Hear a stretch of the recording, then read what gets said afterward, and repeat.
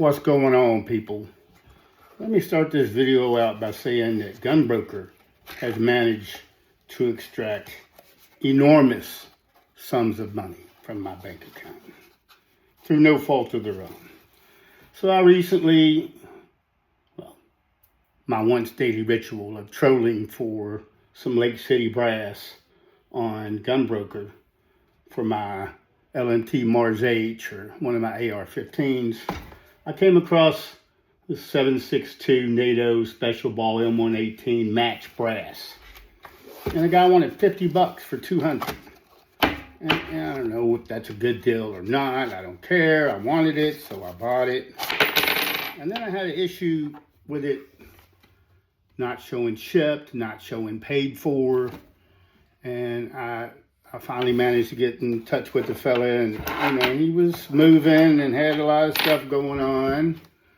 But in the end, he was square dealing. And he just had stuff happening. So when I got the box, it's actually 400 cases for $50. And I don't know. I'm fairly new to the whole match brass game. I just thought it was a good deal. I'm sorry if it's focusing in and out.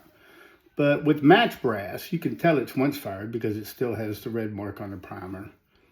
And you don't have to swage match brass. You just have to punch the primer out, clean the pocket, resize, trim, all that stuff. So that saves me 400 steps, not having to swage all the brass. And to the fella that sold me 200 but sent me 400, God love you, man. And I don't know if anybody else goes on Gunbroker, but I recently found good old Ramshot tack from this company right over here. I don't know if you can see this. Skid Tactical, people. My favorite store on Gunbroker. And no, Skid Tactical's not sponsoring me. Nobody's sponsoring me. Except my dad. And they're $35 plus $15 shipping, which is what it costs for you to drive over to Bass Pro Shop or Green Top and buy it off the shelf. Now, the other thing about this brass, you see that little mark right there?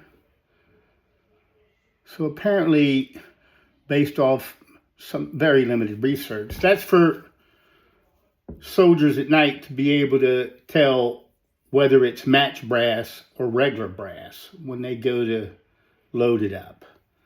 But I've also read that can weaken the head of the case right there, the base of the case.